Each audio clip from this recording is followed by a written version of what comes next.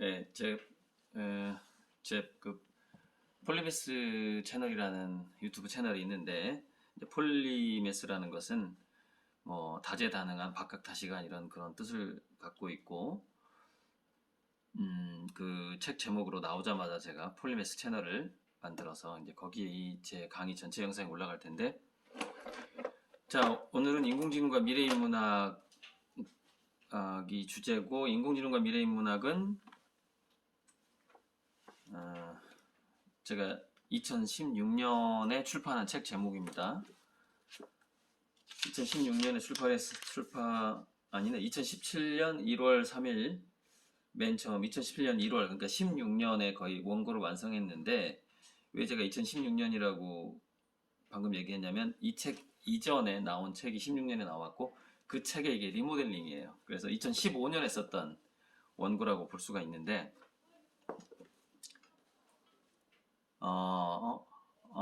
학생들이 막 심하게 움직이는 영상이 막 보이는데, 어, 네. 아무튼, 지금 화면상으로 8명, 8명, 13명, 많이 들어왔네요.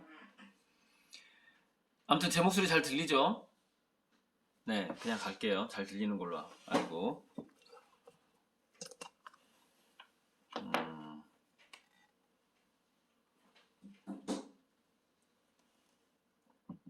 어, 자, 이공계 학생이라고 알고 있고요. 이공계 학생이라면은,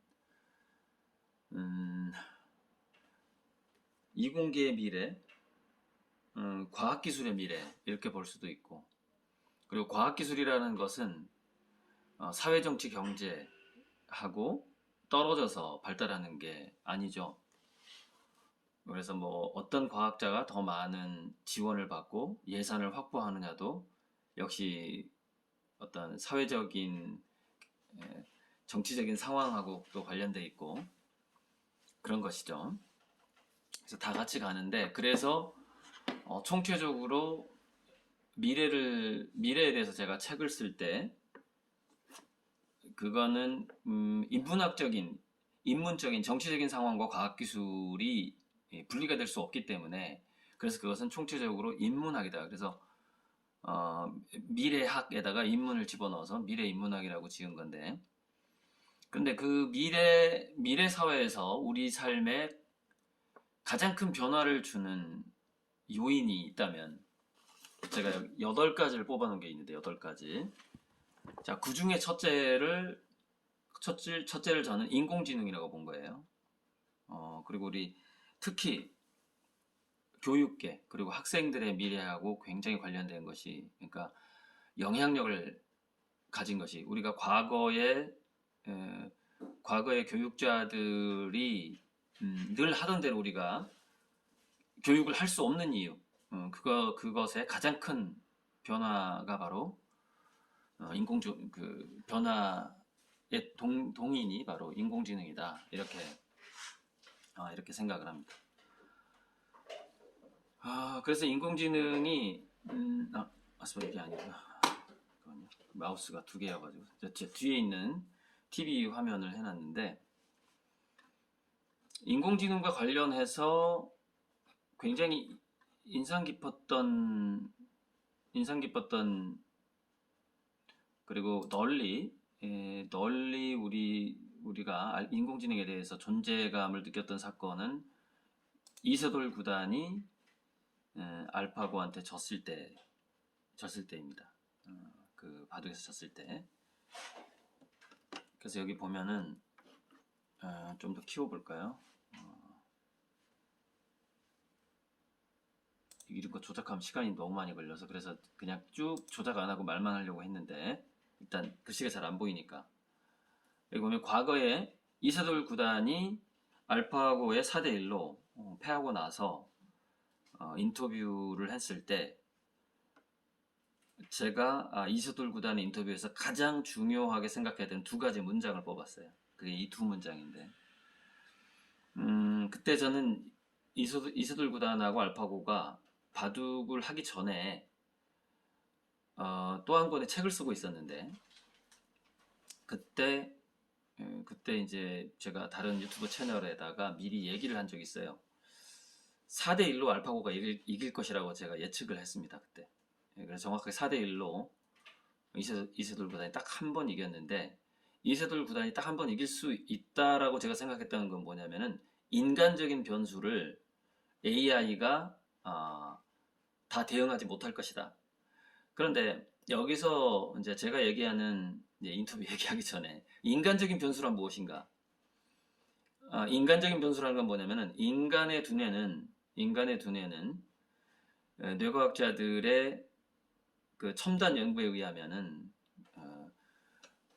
사실 모든 물체가 그 차원이 중첩된 양자적인 존재인데 여기서 이제 양자가 무엇이냐, 그 양자역학 그리고 차원이 중첩된 되어 있다는 것이 무엇이냐, 그것으로 가장 많이 알려져 있는 것이 바로 평행우주라는 것인데 그 모든 물질은 차원이 중첩되어 있지만 그 중첩된 차원, 즉 뭐 과거, 현재, 미래 모든 시간과 공간이 복잡하게 중첩되어 있는 그 차원에서 과거, 현재, 미래가 굉장히 유연하게 중첩되어 있는 기관이 있다라면 이 우주 전체 만물 중에서 그것이 바로 인간의 두뇌라는 거예요.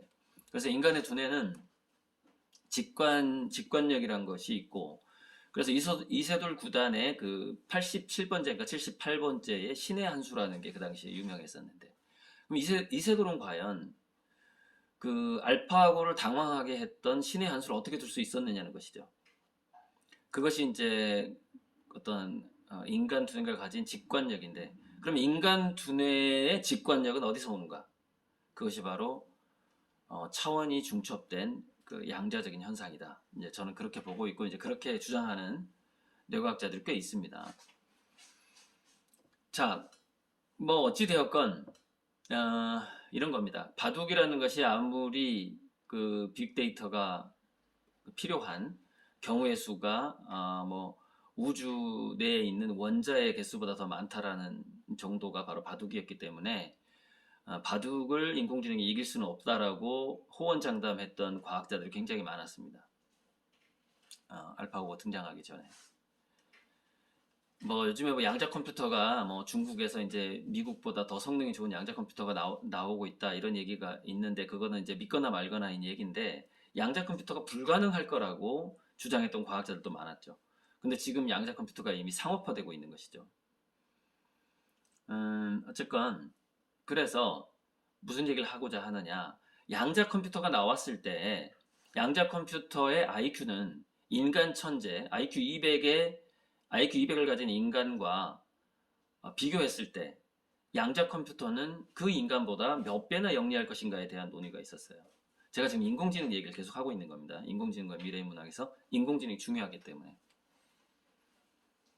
그래서 이 인공지능이라는 것은 이 인간의 두뇌 자체가 다차원이 동시에 존재하는 차원 중첩적인 그런 현상이 일어나고 그래서 우리 인간은 미래를 예지할 수가 있는 거예요.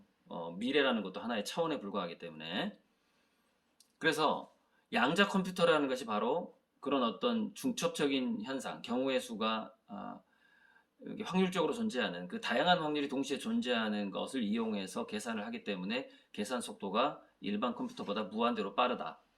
그게 0과 1로 계산하는 게 아니라 큐비트라고 하는 것이 있는데 그게 32큐비트냐 64큐비트냐 해가지고 하고 있는데 지금 중국에서 주장하는 게 우리는 그 60 몇 큐비트다 하고 미국에서는 20 몇 큐비트다 이렇게 해서 중국이 지금 미국을 앞섰다라는 보도가 나오고 있단 말이에요. 양자 컴퓨터에서.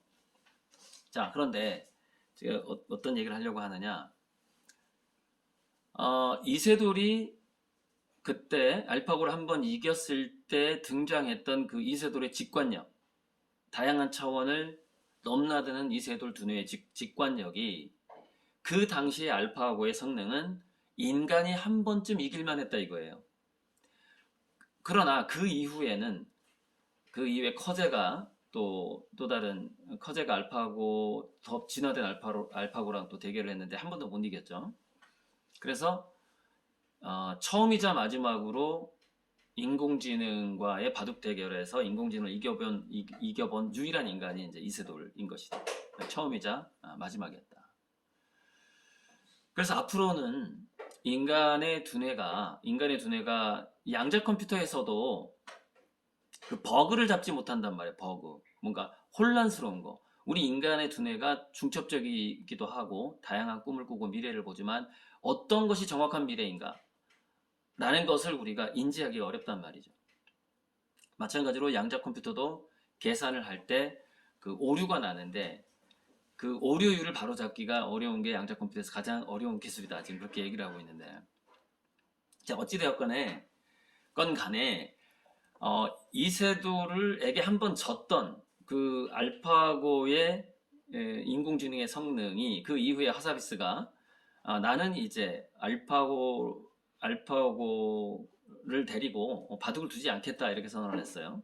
그때 뭐라고 그랬냐면은 이제 알파고는 과학 연구에 들어간다 그랬어요. 그러니까 바둑을 두는 것보다 더 어려운 영역에 도전을 한다라는 것이죠. 알파고를 가지고. 그럼 뻔하죠. 알파고로 가지고 자, 성능이 좋은 인공지능 여러분들이 갖고 있다고 생각해봐요. 뭐 하겠어요? 당연히 가장 돈이 많이 되는 분야로 가겠죠. 그래서 우리 사회에서 가장 돈이 많이 되는 분야는 뭐 몇 가지가 있습니다. 자, 지하자원, 금융, 그 다음에 의료죠. 의료. 인간의 그 치료. 그쪽이 돈이 많이 되고 그 다음 돈이 많이 되는 게 이제 교육이죠. 교육. 그래서 교육 분야로도 인공지능을 양자 컴퓨터가 개발이 되고 안정적인 인공지능이 상용화됐을 때 세 가지 분야, 한 서너 가지 분야에 큰 타격이 오게 됩니다. 그것이 바로 에너지 자원 분야, 그 다음에 화폐 금융 분야, 그 다음에 교육 분야, 의료 분야. 이 네 가지 분야는 필연적으로 지금 우리가 상상할 수 없을 만큼의 변화를 겪게 된다. 그것이 인공지능이 들어갈 것이다. 그러면 거기에서 우리 이공계 학생들의 진로를 정할 때 한번 생각해 봐야 될 부분들이 많이 나오기 시작하죠. 진로지도에 대해서는 좀 이따가 다시 들어가기로 하고 이세돌 이야기가 나온 김에 이 마무리를 하자면 이세돌 인터뷰를 이제 이렇게 했습니다. 과거에 배운 상식들과 인간의 창의력에 의문을 갖게 되었다. 보이죠? 의문을 갖게 되었다. 두 번째, 인간은 바둑의 아름다움을 알고 둔다는 위로를 하고 있다. 여기에 대해서 제가 이제 이 인공지능과 미래인문학 책에다가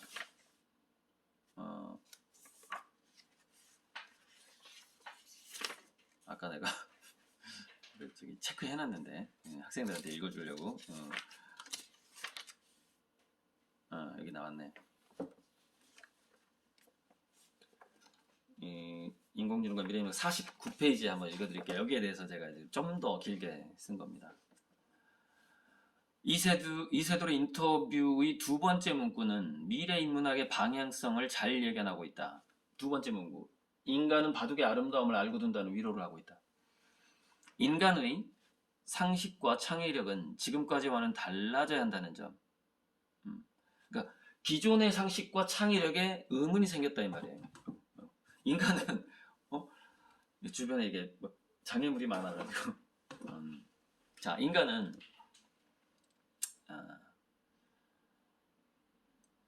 상식을 믿을 수 없게 됐다는 것이죠. 첫 번째.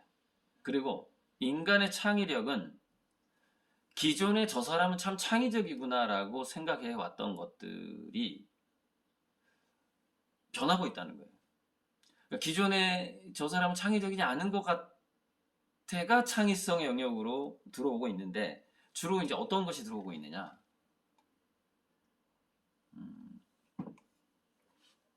저 사람 또라이인 것 같아. 그러니까 창의력을 넘어서 우리가 과거에 어떤 사람이 좀 미친 것 같아. 또라이인 것 같아. 그래서 그걸 중용이라는 책에서는 이렇게 얘기하죠.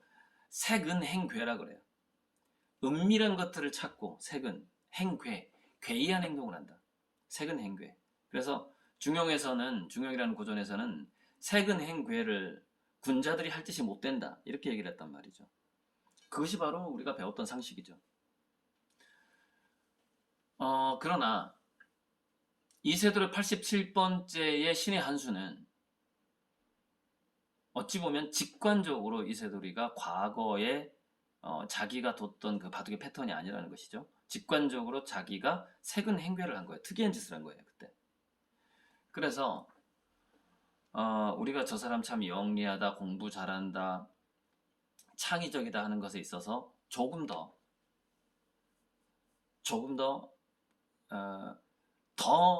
더 특이해야 되고, 더 개성이 강해야 되고, 다른 사람들이 추구하지 않았던 더 은밀한 부분을 추구해야 되고, 그러니까 좁은 길이죠. 많은 사람들이 가지 않은 그 좁은 길에 대한 감각이 있어야 되고, 좁은 문, 좁은 길이라고 하죠. 그리고 또 하나는 그 행동 자체가 일반화된 행동. 즉, 과거에는 중간만 가면은, 된다 해서 나서면 모난돌이 정 맞는다. 이런 얘기가 하나의 상식이었지만은 지금은 중간만 가면 어떻게 돼요? 그냥 실업자 된다예요. 그것이 뭐예요? 중산층의 몰라. 또 하나 뭐죠?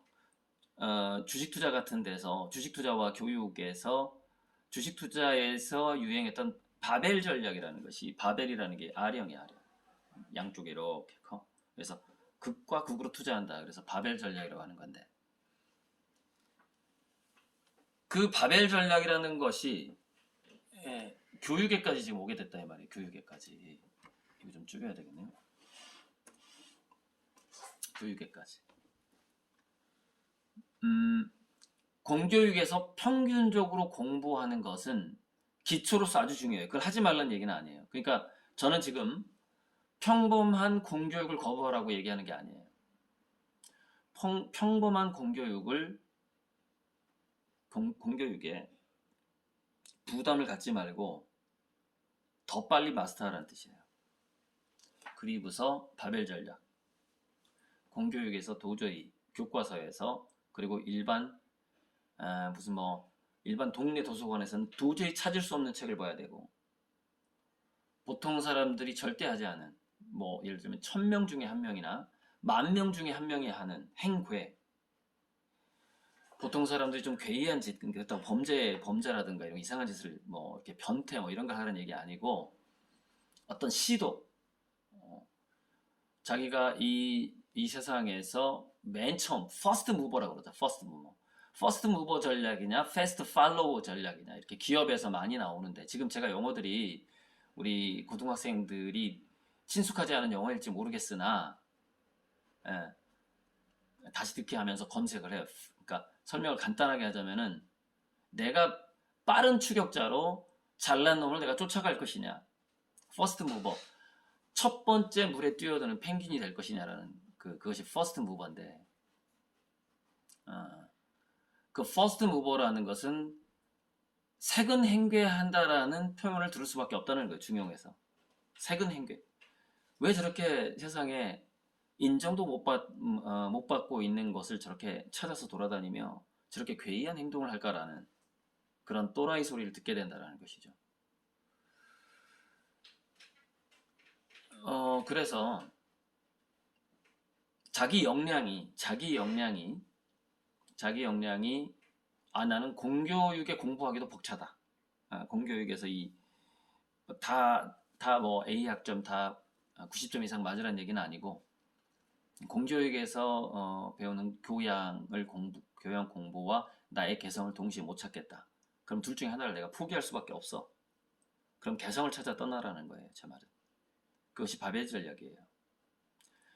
그러나 그렇게 해서는 장기적인 진로에 있어서 가능성, 확률, 자기의 어떤 자존감을 지킬 수 있는 성공의 확률이 조금 떨어질 수는 있어요. 떨어질 수는 있으나 중간만 가는 사람보다는 높아요. 중간만 가는 사람보다는 높다. 그것이 이제 이 중간지대가 사라지는, 평균지대의 함정이라, 평균의 함정이라는 건데, 그거를 평균의 함정이라는 말이 있고 지식인의 저주라는 말이 있어요. 자기가 많이 알고 있는 것 같지만 자기가 많이 알고 있는 것을 이미 인공지능이 다 알고 있다 이 말이에요. 그럼 그 지식을 어디다 써먹을 거예요? 지식인의 저주.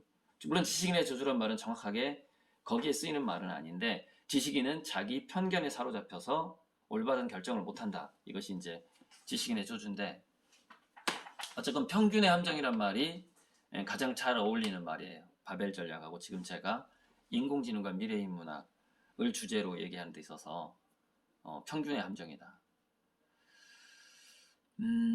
점점 이제 강의 후반부로 가면서 진로 지도 쪽으로 가다 보면 좀 더 구체화될 텐데, 내가 아직 이 문구를 아직 정리를 안 했어요. 자, 그래서 인간의 상식과 창의력은 지금까지와는 달라져야 한다는 점, 어떤 일을 하더라도 아름다움을 느끼는 감정이 매우 중요해진다는 것, 위로를 받을 수 있는 활동해야 한다는 점을 읽을 수 있다. 두 번째 이세돌의 저 문장에서 아름다움과 위로라는 단어가 나옵니다. 아름다움과 위로. 그러니까 무슨 얘기냐? 과학기술은 물리적인 현상만을 다루는 것이지, 그리고 효율성, 어떤 공학적인 효율성을 만들어내는 것이지, 거기에 무슨 아름다움이나 인간의 감정을 우리 이공계 고등학생들한테 강조를 하는 게 좀 그렇다, 이게 아니라는 거예요. 무슨 얘기냐? 기술공학적인 효율성이라든가 물리화학적인 예측 능력과 결과,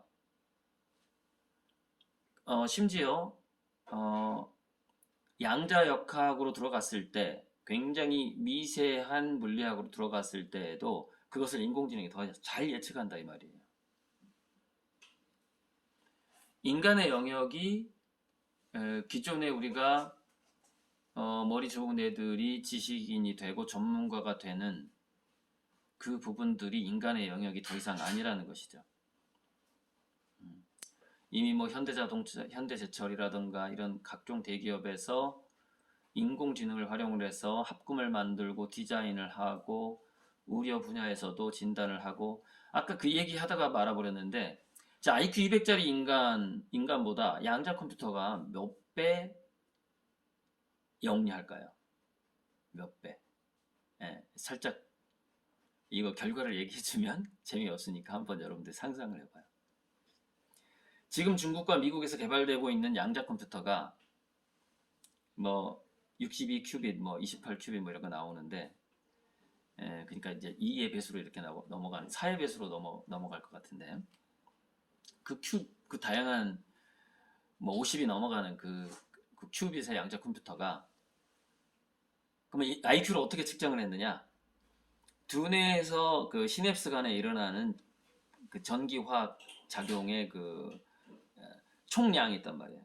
그 총량과 속도, 그리고 양자 컴퓨터에서 일어나는 그 총량과 속도를 비교한 거예요. IQ를 단순하게. 그래서 직접 양자 컴퓨터가 IQ 테스트에 응했던 건 아니고, 그러니까 정확하진 않지만 그렇게 비트수, 어떤 일종의 회전력이라고 봤을 때, 뭐 자동차의 뭐 회전력, 토크라고 그러죠. 토크의 힘. 몇 마력이냐 도대체, 2마력이냐 20마력이냐 20만 마력이냐, 그런 식으로 이제 계산을 한 건데,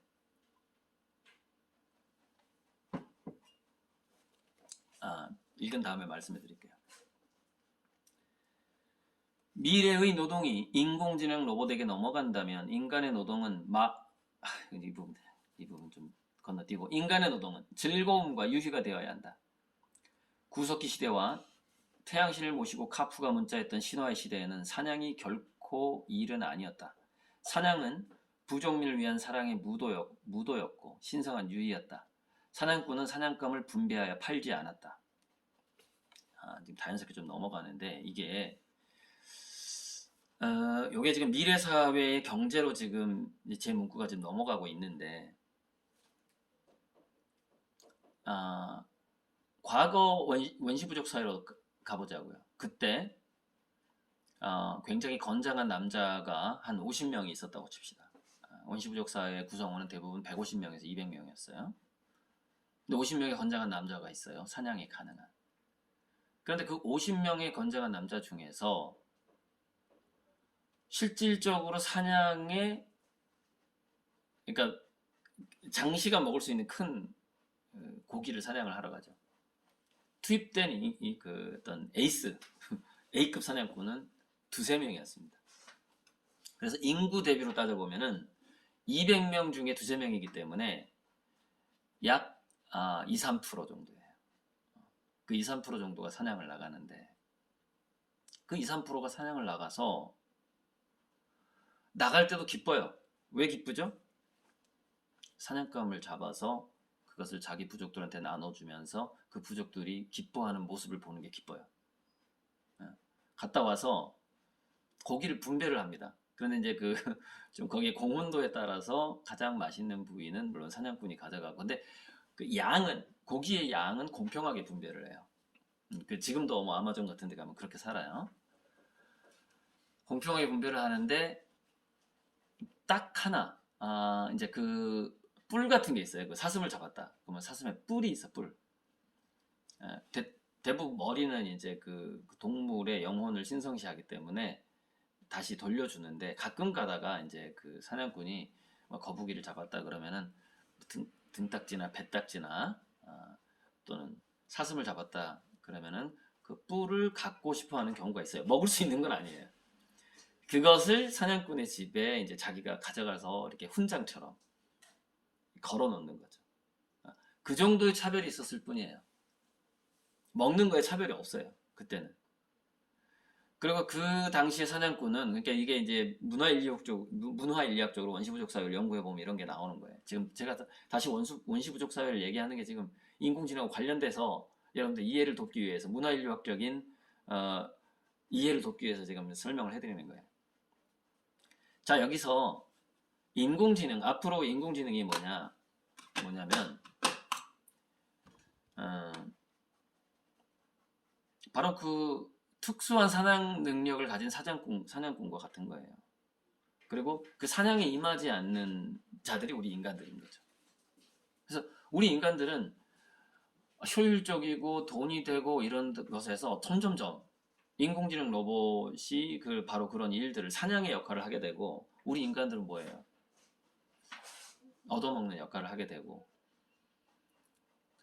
그 인공지능 로봇이 생산적인 일에서 일을 하게 되고, 인간은 그 결과물을 선물처럼 받아서 누리는 그런 식으로 하게 된다는 것이죠. 그런 의미에서 우리가 과학기술이 왜 점점 더 인간의 감정이라든가 정서 쪽과 지금 합쳐져야 되느냐? 그렇지 않은 것에서 최강자가 나오고 있단 말이에요. 최강자가. 그렇기 때문에 그쪽을 염두에 둔 과학자, 염두에 둔 기술자들이 과학기술에서의 그 성과뿐만이 아니라 그런 어떤 과학자들 중에 사업하는 사람 많이 있단 말이죠. 사업을 할 때도 굉장히 중요해지게 된다 이 말이에요. 자, 넘어가고 그래서 자본주의라는 것은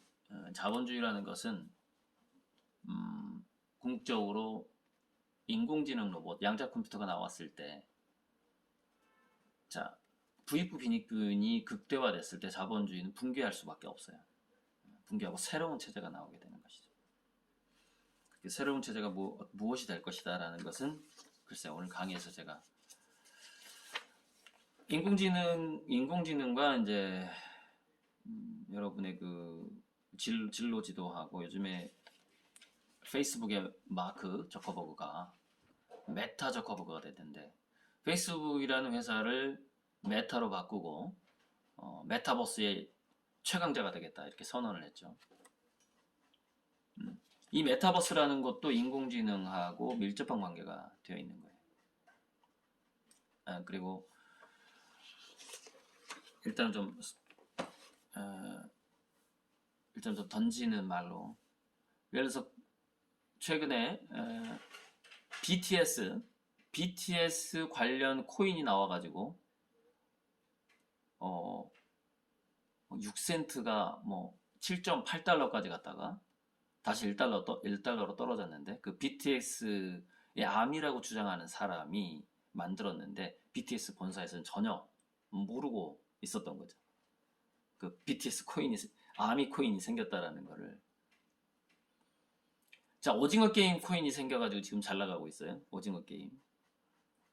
자, 무슨 얘기를 하려고 하느냐?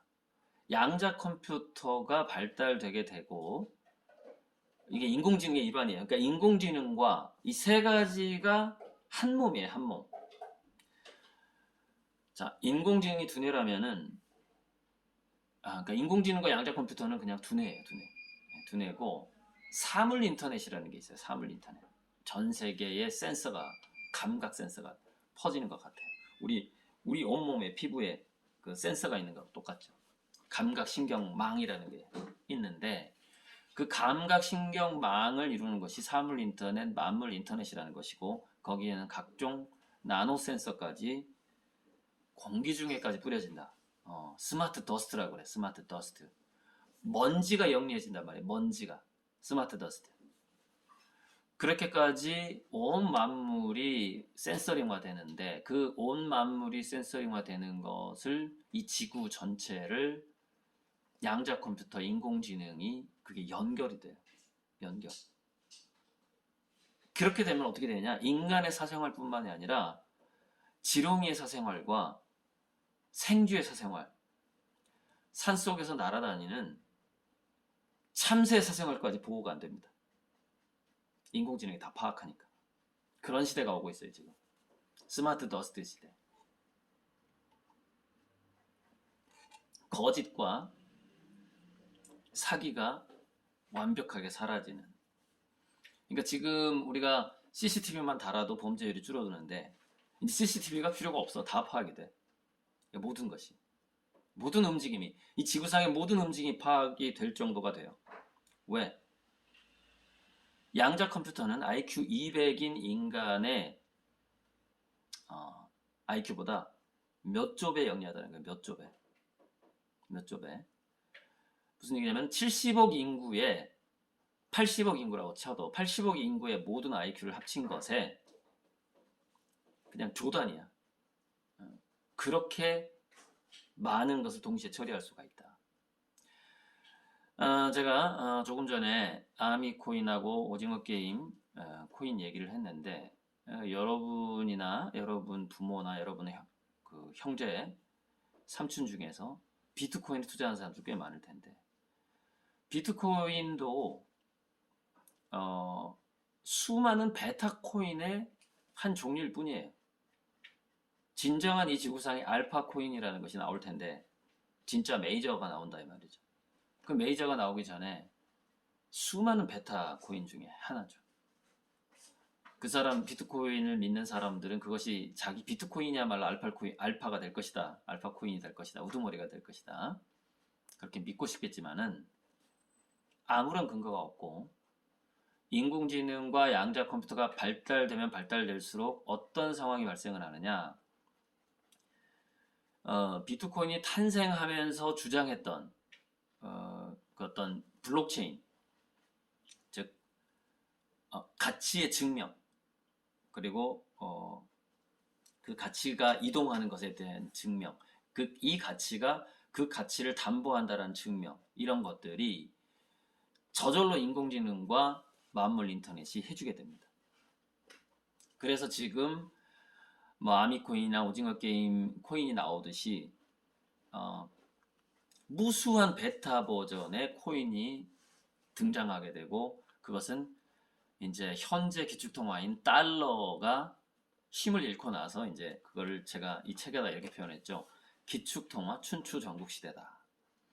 기축통화 춘추 전국시대에는 무수한 베타 버전의 코인들이 나온다. 베타 코인이 나온다. 그러나 결코 비트코인은 알파 코인이 되지 못한다. 그 굉장한 단점을 갖고 제가 지금 고등학생들이기 때문에 코인 얘기를 많이 하면 안 되고 그 정도로 그냥 화두만 던지고 코인 문제는 넘어가도록 하겠습니다. 넘어가고 자 인공지능에 대해서 22페이지에 쓴 문구를 한번 읽어볼게요. 인공지능과 사물 인터넷은 세계 표준을 향해 통합되어 갈 것이다. 이 과정은 주동자가 없이도 자기 조직하듯 일어난다. 아래로부터의 혁신인 4차 기술혁명 쓰나미는 우주먼지가 태양계가 되는 법칙을 따르면서 빈익부의 중력평형을 향해 걸리는 모든 것들을 휩쓸어버리고 달려간다. 여기서 조금 전에 제가 얘기했던 것과 좀 모순된 문구가 나오는데 이게 한 번 더 건너뛴 건데, 자, 4차 산업혁명과 메타버스, 그리고 다양한 플랫폼, 뭐 아마존이라던가 뭐 유튜브, 페이스북 이런 다양한 플랫폼들의 등장은 지구상의 소수의 부자를 만들어내고 있고, 그 기술을 얼마나 잘 활용하느냐에 따라서 부익부 빈익빈이 돼가고 있지만, 그거는 과도기죠. 과도기적으로 부익부 빈익빈으로 가지만 인공지능, 블록체인, 양자 컴퓨터, 사물 인터넷이 더 발달하게 되는 시대가 오게 되면은 그 부가 저절로 나눠질 수밖에 없어요. 그거는 왜냐면은 부라는 것은 피와 같은 거예요. 돈이라는 것은. 그래서 우리가 피가 한 군데로 몰리면 그게 뭐가 돼요? 뇌출혈이 되죠. 뇌출혈. 그 동맥경화, 혈관 질환이 되는 거죠. 그래서 이 지구상의 건강한 경제를 위해서는 부가 한 군데에 편중되면은 다 죽어요. 다 같이 죽기 때문에 그 부를 나눠주는 역할을 일종의, 그러니까 미래 사회는 이런 게 등장하게 되는 거죠. 인공지능 보안관, 즉 인공지능 경찰이 등장하게 되는 것이고, 인공지능 은행장이 등장하게 돼요. 인공지능 은행장. 그래서 그 인공지능 은행장이 부를 전 세계적으로 나눠주게 되는데 그 부를 나눠주는 과정에서 사용하는 시스템이 바로 블록체인과 양자 컴퓨터가 되는 것이죠. 그리고 메타버스, 그 중에 하나가 또 메타버스가 되는 겁니다. 그런 것을 통해서 부가 나눠지게 되는데, 그래서 부익부 빈익빈으로 가다가 빈익빈 부익부의 현상으로 전환이 돼요. 전환이 되는 때가 오는데, 저는 그게 2045년에서 2050년경으로 예측을 하고 있고, 2045년에서 2050년경까지는 부익부 빈익빈이 더 심해지는 쪽으로 가게 됩니다. 그래서 굉장히 먹고 살기 힘들어지고, 특히 취직 못한 사람들, 정말 굶어 죽는 사람들 생길 건데,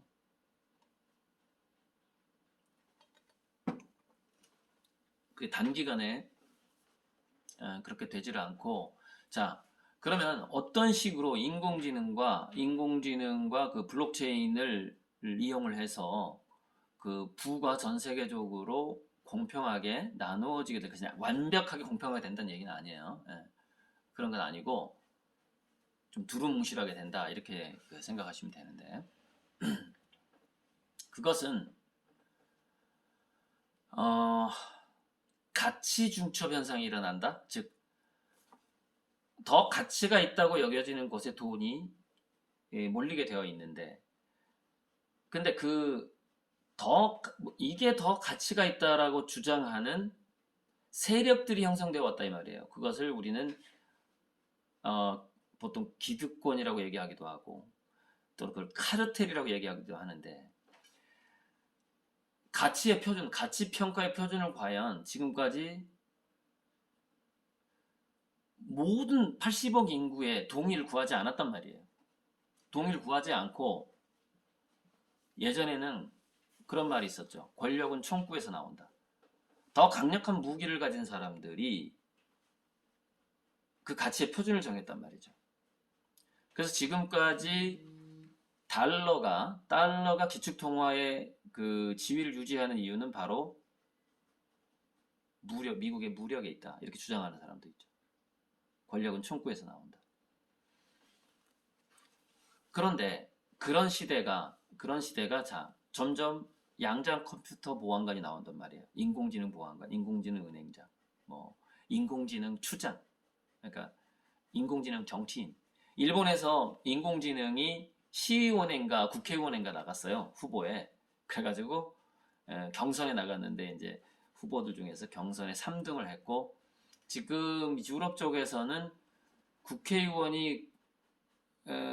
중에 한 명이 인공지능이던가, 아무튼 이런 구체적인 건 여러분들이 검색을 해보면 나오니까. 그런데 그런 선거에 나왔다는 얘기가 아주 많았어요.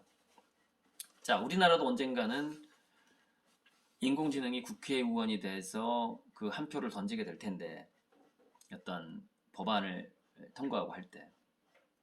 그런데 여러분,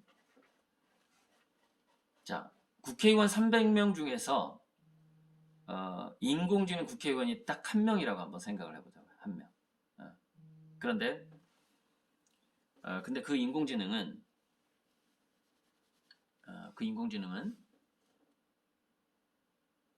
빅데이터를 다 가지고 있고 전 세계 80억 명의 마음을 읽고 있고 우리나라 사람뿐만이 아니라 저 미국 사람들의 행동 패턴까지 다 알고 있고 인공지능 서로 연결되어 있을 가능성이 많으니까. 자, 그 인공지능이 어떤 국회 내에서 어떤 투표를 했다고 쳐봐. 표를 던졌다고 생각해봐. 그러면 두 가지로 나뉘게 되죠. 그 인공지능을 따라하는 국회의원, 그 인공지능에 반대하는 국회의원, 이렇게 나뉘게 돼요. 그러면 확률적으로 모든 그 민심과 국내의 경제 데이터와 여러 가지 상황을 다 파악한 것으로 알고 있고 거기에 평균치를 내고 형평성 있게 어떤 결정을 내리는 인공지능 정치인이 있는데 그 정치인을 안 따라해. 그 인공지능에 안 따라해. 다른 국회의원들이. 그럼 요거도 먹게 되는 겁니다. 그래서 국회에 인공지능 국회의원이 한 명 진출했다라는 것은 300명 중에서 약 200명을 장악한 효과가 나오게 됩니다. 200명을 장악한 효과. 그렇게 인공지능은 정치에까지 강력한 영향을 미치게 되는 거예요. 모든 것에. 그러면서 새로운 어떤 부의 분배 그리고 부를 지속적으로 유지하고자 하는 카르텔이 깨지기 시작하는 거죠. 바로 그런 인공지능 정치인이 등장을 하게 되면서 그러면서 이제 부익부 빈익부 부익 빈이라는 현상으로 가게 되는데 그거는 우리 인간들이 할 수 있는 일이 아니에요. 그럼 전쟁 나고 난리 납니다. 인간들이 할 수 없어요. 인공지능이 등장하면서 인공지능과 블록체인이 등장하면서 저절로 모든 가치가 제대로 평가가 된단 말이에요. 만물의 가치를 공정하게 평가할 수 있는 보통 우리가 신용평가사, 손해사정평가사라는 직업이 있는데 그러니까 인공지능 손해사정평가사, 인공지능 가치평가사가 나오는 겁니다.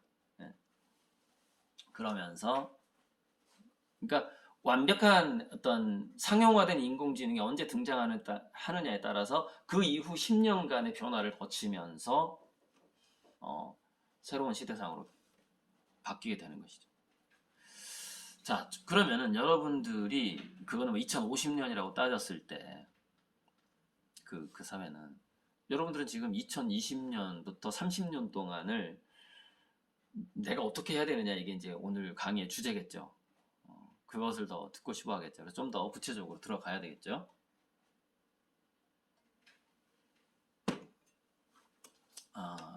구체적으로 들어가는 데 있어서 메타버스의 권력, 메타버스 내에서의 부와 권력의 흐름을 알아두는 것이 한번 짚고 넘어가 보자고요. 자, 메타버스는 뭐 이제 제페토, 로블록스, 세컨드어스인가 여러 가지 이제 그다음에 이제 페이스북까지 뛰어들면서 다양한 메타버스 경쟁자들이 등장하고 있지만 그 각 회사의 메타버스는 또 그냥 다른 행성이라고 보면 돼요. 근데 우리 지구 행성이라고 또 생각하면 안 되는데 디지털 행성이죠. 디지털 행성. 무슨 얘기냐? 갑자기 새끼손가락이 엄지손가락으로 막 자리를 바꾸는 이런 디지털적인 행성이죠. 자, 우리 지구는 아프리카가 갑자기 아메리카가 있고 아메리카 갑자기 아프리카가 이렇게 안 되잖아요.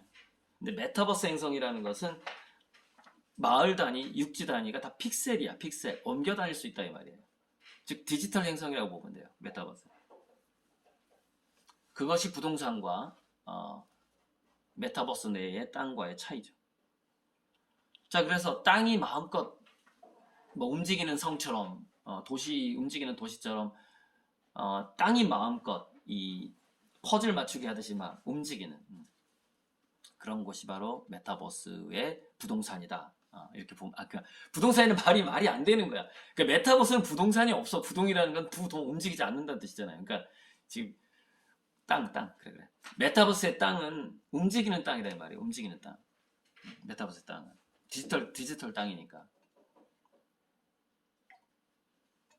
자, 그럼 메타버스에서 땅을 움직이는 힘은 무엇인가? 동력은 무엇인가? 지금 메타버스가 여러분들의 미래 진로하고 굉장한 연관이 있는 이유가 있어요. 제가 이 책에도 얘기했지만 가상현실 메타버스는 미래 부의 80% 이상을 차지하게 돼요. 미래 돈에. 그래서 지금 그 지수 투자, ETF 투자 메타버스로 엄청 몰리고 있죠. 벌써 지금부터. 이거 다 알고 있는 겁니다. 사람들 코로나 터지면서 제대로 알게 됐죠. 안 나가요. 이제 가상현실로 들어갈 확률이 점점 높아진다 이 말이에요. 자, 아프리카 여행을 가려면은 예방주사를 한 3번인가 맞아야 되고 또 뭐더라? 도난 방지 교육을 받아야 되고 아무튼 있어. 무슨 뭐 말라리아 주사, 무슨 주사, 댕기열 주사 이렇게 지금 뭐 백신 맞기도 힘든데 그 주사를 맞고 아프리카를 가느니 메타버스에서 실사 여행을 떠나겠다 이거. 진짜 아프리카 여행을 내가 이거 쓰고 4D로 막 바람 향기까지 나오는 그렇게까지 가겠죠. 지금은 이제 3D 정도겠지만은 3D 여행을 다니는데 아프리카 여행을 하다가 갑자기 우주 여행을 떠나는 거예요. 네, 우주 여행을. 이게 메타버스예요. 메타버스는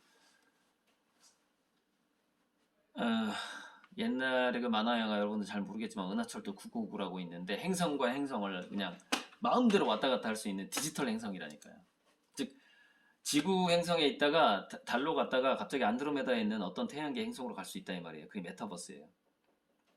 우주 여행을 기획할 수 있다는 것이죠. 자, 그런데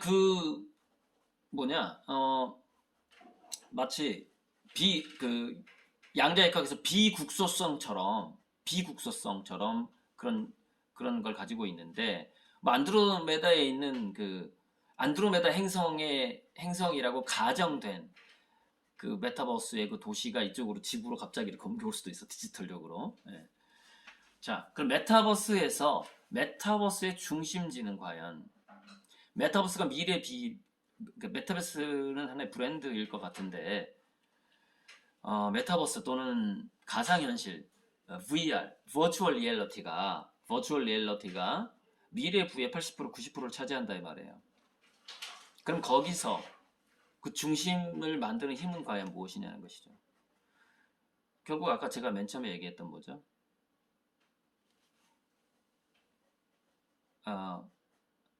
무엇이 더 아름다운가에 대한 미학적인 감성, 그리고 어떤 것이 더 재밌고 더 쾌락적이고 나에게 위로를 주는가, 그런 어떤 감정적이고 자극적인 감성 같은 것들이죠. 그런 것들이 동력이 되는 것이죠. 그리고 그러면 두 가지 이렇게 한번 논의를 해볼까요? 미학, 쾌락, 자극, 막 이런 어떤 메타버스에 움직이는 보이지 않는 손 같은 그런 힘이 있다고 생각을 해봤을 때, 거기서 여러분들은 예를 들자면 과학기술자가 되더라도 그림을 잘 그리는 과학자, 시를 쓰는 기술자, 뭔가 사람들의 정서와 감정과의 연결선이 있는 개인 브랜드를 놓칠 수가 없다라는 거예요. 자, 메타버스가 됐든 뭐가 됐든 인공지능은 인격체로서 인공지능이 우리를 메타버스 내에서 상대를 할 겁니다. 메타버스 내에 돌아다니는 아바타가 인공지능이 만든 아바타인지 실제 그 뒤에 진짜 인간이 있는지는 우리가 알 수가 없어요. 그러니까 80억 인구가 메타버스에 다 들어갔을 때 메타버스의 실제 인구는 160억일 수가 있는 거죠. 한 사람마다 그 개개의 사람을 상대해주는 인공지능 아바타가 생긴다 이 말이에요. 인공지능 아바타가. 녹화되고 있네. 이거 풀리 메시지 올려야 되는데 잠깐 50분 잠시 쉬었다가 해야 되겠네. 또 안 될까?